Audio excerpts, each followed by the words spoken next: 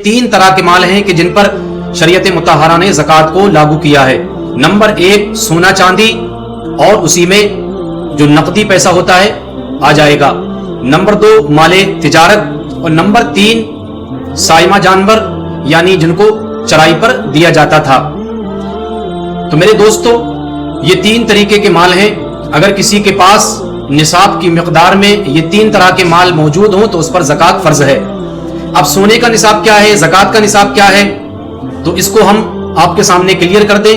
अगर किसी बंदे के पास 7.5 तोला सोना है या 52.5 तोला चांदी है या सोना या चांदी की मिकदार में पैसा उसके पास मौजूद है, ऐसे इंसान पर ज़कात फर्ज होगी, लेकिन कुछ शराइत के साथ जिनको हम आगे डिटेल में चर्चा करेंगे। नंबर दो माले तिजारत, जो माल इंसान ने बेचने की नीयत से खरीदा उस पर भी ज़कात फर्ज हुआ करती है। तीसरी चीज जो आज के वक्त में साइमा जानवर यानी जिनको चराई पर दिया जाता है, बहुत कम मिकदार में शाज़ो नादिर उनका वजूद है, इसलिए हम उस पर चर्चा नहीं करेंगे।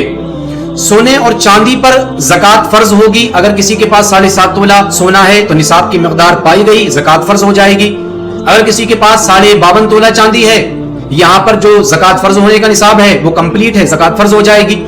या किसी के पास 7.5 16 जितने पैसे में मिल सकता है उतना पैसा है, तब भी ज़कात फर्ज हो जाएगी।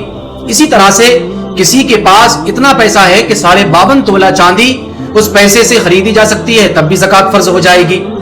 अब एक मसला ये तो क्लियर है, लेकिन एक मसला ये आता है किसी के पास ना ही तो 7.5 तोला सोना है, ना 52.5 तोला चांदी है और ना ही इतना पैसा है कि जिस पैसे से 7.5 तोला सोना या 52.5 तोला चांदी खरीदी जा सके।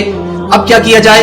तो आप इस मसले को बहुत आसानी के साथ अपने जहन में बसा लें कि किसी के पास थोड़ा सा सोना है, थोड़ी चांदी है और कुछ नकदी पैसा मौजूद है।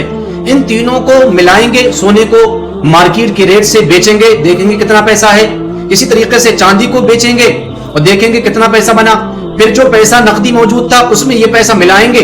अगर ये तमाम की तमाम चीजों को बेचने के बाद टोटली पैसा 52.5 तोला चांदी की मिकदार जितना पैसा होता है उतना ये पैसा हो जाता है, तो हर एक इंसान पर ज़कात फर्ज हो जाती है, बचने का कोई चांस नहीं। ये हो गया सोना चांदी और नकद पैसे का मामला। अब माले तिजारत, इसके बारे में हम डिटेल में आपसे बताएं। अगर किसी के पास 2 मकान है, मिसाल के तौर पर एक मकान किराए पर दिया हुआ है, एक मकान में खुद रहता है, तो जिस मकान में रहता है वो उसकी जरूरत में से है, लिहाजा उस पर ज़कात फर्ज नहीं होगी।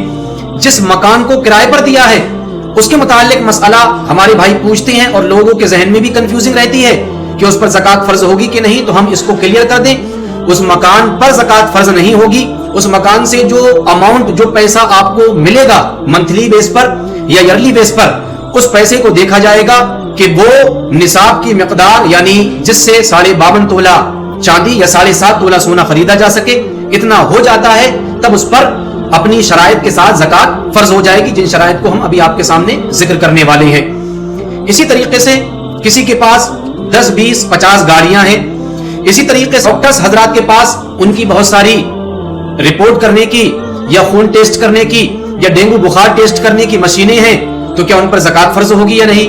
इसी तरीके से कोई मिस्त्री ठेका लेता है, कोई मेमार है जो घर को बनाता है, उसके बहुत सारे लाखों के औजार हैं, तो क्या उन पर ज़कात फर्ज होगी। इसी तरह किसी की फैक्ट्री है, उसकी फैक्ट्री में करोड़ों की मशीनें लगी हुई हैं, क्या उन पर ज़कात फर्ज होगी, ये मसला भी आता है। तो आप वाज़े याद रखें, जो आपके कमाने के आलात, जो आपके कमाने की मशीनरी, जो आपके कमाने के औजार हैं, शरीयत ने उन पर ज़कात को फर्ज नहीं किया। हाँ, उनसे जो रकम कमाई जाएगी, जो पैसा आएगा, यानी फैक्ट्री है तो उससे जो पैसा इंसान कमाता है, बहुत सी गाड़ियां किसी की चल रही, उनसे जो पैसा कमाता है वो अगर निसाब की मिकदार पहुंच जाता है उस पर ज़कात फर्ज हो जाएगी। ये भी क्लियर हो गया।